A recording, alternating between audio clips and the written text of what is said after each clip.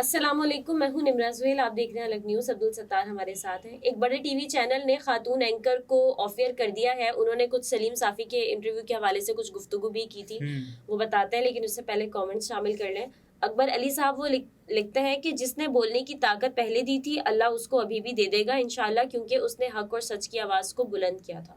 انشاءاللہ عمران ریاض خان صاحب جس انداز سے، جس گھن گرج کے ساتھ بولتے تھے، جس انداز سے ان کے الفاظ گرجتے تھے، جس تم طراق سے ان کا انداز بیاں تھا، وہ دوبارہ آئے گا اور لوٹ آئے گا۔ عمران ریاض خان صاحب کا وہی انداز جس کے لیے وہ جانے مانے پہچانے جاتے ہیں۔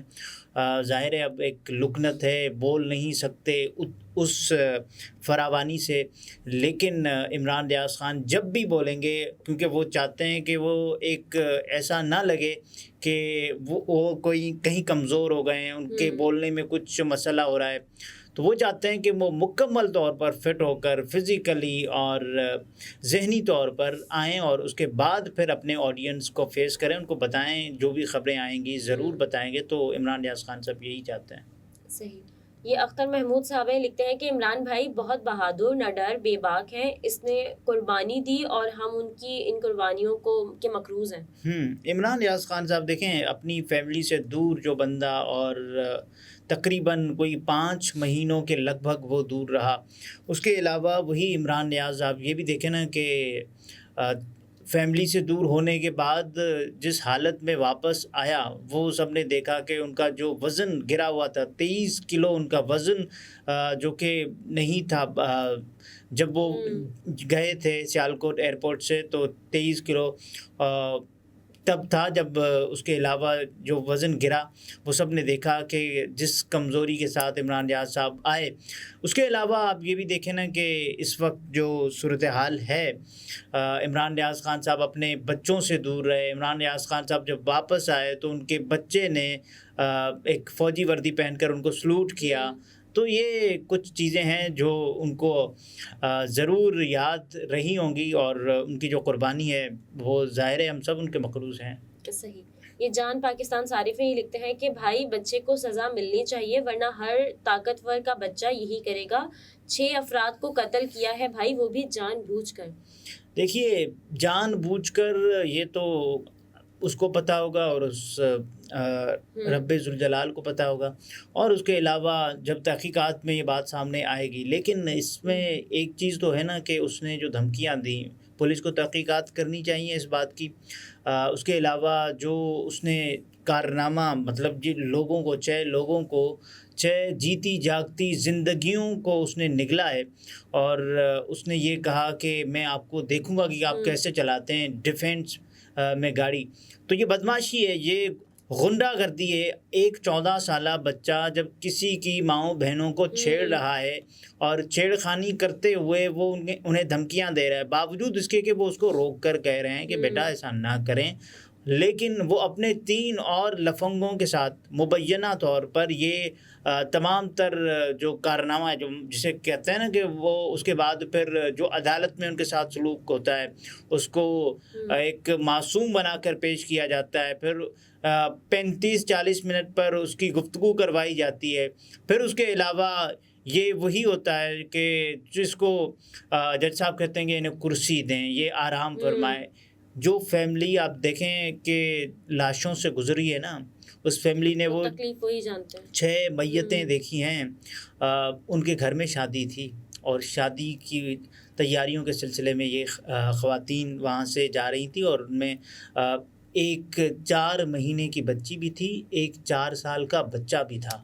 تو یہ کس کرب سے گزر رہے ہوں گے، اور باوجود اس کے کہ وہ تب بھی نہیں آئے۔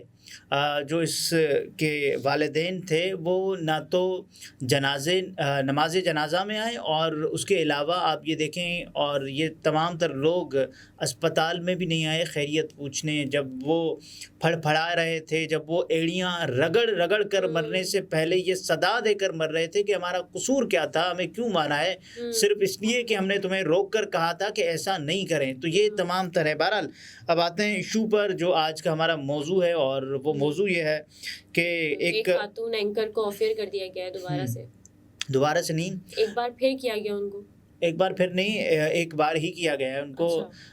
تو سب سے پہلے جو خبر ہمیں ملی ہے ملیحہ ہاشمی صاحبہ کے بارے میں یہ باتیں کی جا رہی ہیں کہ ان کو آف ایئر کر دیا گیا ہے. ملیحہ ہاشمی چونکہ ایک اپنا موقف رکھتی تھیں، کہ ان کے جو کچھ ٹویٹس ہیں، آج کا ان کا ایک ٹویٹ ہے جو کہ میں پڑھ دیتا ہوں. سابق وزیر اعظم عمران خان کا جیل میں دوران سماعت جیل جج سے مکالمہ.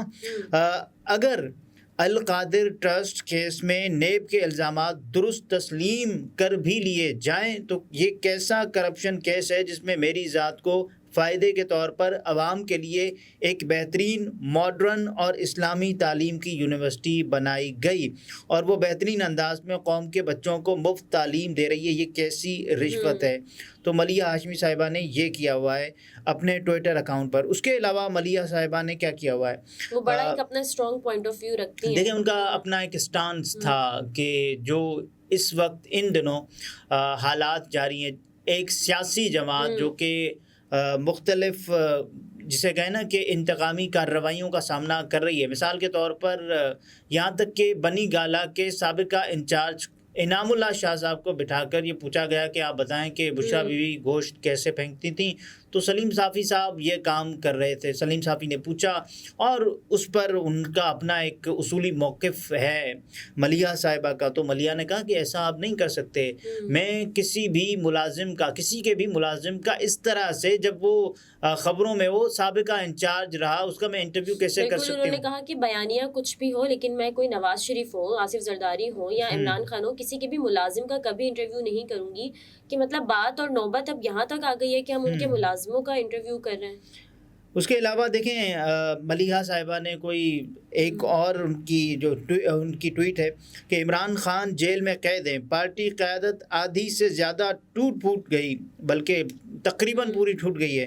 تنظیمی عہدیداران کی اکثریت فعال نہ رہی، لیکن پی ٹی آئی کا سپورٹر اور کارکن آج عمران خان کے ساتھ پہلے سے زیادہ ڈٹ کر کھڑا ہے. یہ اچھی طرح سادہ اکثریت لینے دیتے ہیں میاں صاحب کو. تو میاں صاحب کے بارے میں ان کا اپنا ایک موقف رہا ہے. بہرحال ایک محسن بیگ صاحب نے ایک ٹویٹ کیا جس پر ملیحہ ہاشمی صاحبہ نے لکھا کہ ہائے ہائے. ٹویٹ کیا تھا، جنرل باجوہ انہوں نے کہا کہ جنرل باجوہ ڈفر تھا، جنرل فیض اخلاقی بلیک میل کرتا رہا، ملک کو اس تباہی تک لانے والے یہی دونوں ہیں. تو ملیحہ صاحبہ نے لکھا کہ ہائے ہائے.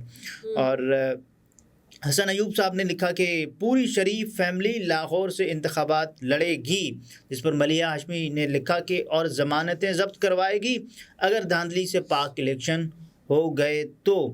اس کے علاوہ آپ یہ دیکھیں کہ جو مسلم لیگ نون نے اپنا انقلابی منشور جاری کر دیا ہے، ساری گل ہو گئی ہے، تو ووٹ کو عزت دینے کا یہ آخری مرحلہ ہے. تو یہ کہا ملیحہ ہاشمی صاحبہ نے. اور انہوں نے 190 ملین پاؤنڈ کا جو معاملہ ہے اس کے حوالے سے بھی انہوں نے کہا کہ میرا موقف بڑا سیدھا ہے اس پوائنٹ آف ویو پہ، یا یہ جو 190 ملین پاؤنڈ کا جو معاملہ ہے اس پر وہ کہتی ہیں کہ اگر تو برطانیہ سے پیسے ڈائریکٹ عمران خان کے اکاؤنٹ میں یا پھر عمران خان کی کسی کارکن کے اکاؤنٹ میں آئے ہیں تو پھر تو عمران خان سے سوال جواب ہونے چاہیے.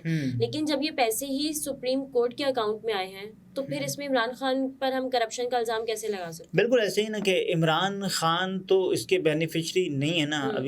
ابھی تک تو ثابت نہیں ہوا نا کہ خان صاحب اس کے بینیفیشری رہے ہوں. خان صاحب کیا اس کے بینیفیشری ہوں گے آگے، یہ تو اگلا آنے والا وقت بتائے گا. بہرحال جو خبریں ہیں ملیحہ صاحبہ کو ان کا جو پروگرام تھا، پہلے تو چینل کی طرف سے کہا گیا کہ آپ تھوڑا ہاتھ ہولا رکھیں، جس پر ملیحہ ہاشمی صاحبہ کا اپنا ایک انداز بیان تو وہ اس شو کو کنٹینیو کرتی رہیں. لیکن بعد میں آپ کو پتہ ہے کہ جس طرح کا سیاسی پریشر ہوتا ہے، جو جس طرح سے ARY گزر رہا ہے، تو ٹھیک اسی طرح سے جو ABN نیوز ہے انہوں نے آف ایئر کر دیا ملیحہ صاحبہ کو. یہ میں نہیں کہہ رہا، یہ عمر انعام صاحب نے دعویٰ کیا ہے. وہ یہ کہتے ہیں کہ ملیحہ ہاشمی صاحبہ کا اپنا جو ایک انداز تھا، اپنا ایک بولنے کا، اور انہیں ٹویٹ بھی کیا ہے اس حوالے سے.